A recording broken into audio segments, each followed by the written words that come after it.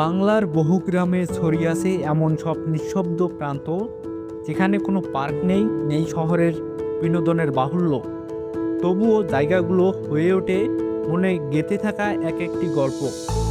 তেমনই এক জায়গা হাসানগঞ্জের দক্ষিণে, যেখানে যেতে হলে পেরোতে হয় রেল লাইনের সাইড দিয়ে। বাঁকে বাঁকে আঁকা বাঁকা পথ, রেল লাইন ধরে পায়ে হেঁটে হেঁটে পৌঁছাতে হয় সেই ব্রিজটায়, যেটি যেন একান্ত কিছু মানুষের স্মৃতির গোপন ঠিকানা।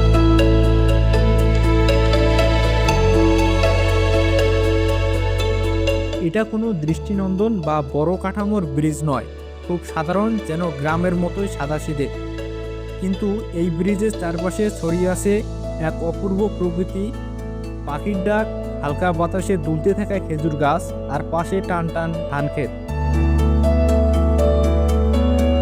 তরুণরা বিকেলবেলা হাঁটতে হাঁটতে চলে আসে এখানে। কারো মনে প্রথম প্রেমের ছায়া, কারো আড্ডার ফেলে আসা হাসির গন্ধ, আর কারো একাকী সময়ে নীরব বন্ধু এই ব্রিজ। রেল লাইনের কাঁপুনি পেরিয়ে হাঁটতে হাঁটতে যখন চোখের সামনে আসে সেই খোলা দিগন্ত, তখন মনে হয় শান্তির চেয়ে বড় আর কোনো প্লাস নেই।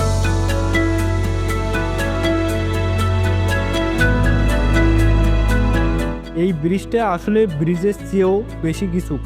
এটা একটা অনুভূতি, ছেলেবেলার কৌতূহল, তারুণ্যের দোলাচল, কিংবা বড় হয়ে ওঠার গল্প, সবই যেন এখানে এসে জমা হয়।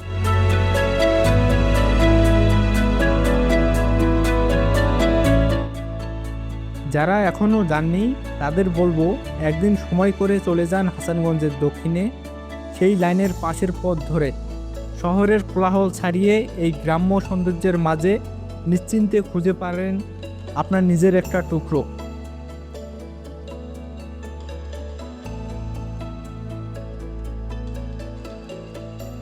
ওস্তাদজি.com, হাসানগঞ্জ।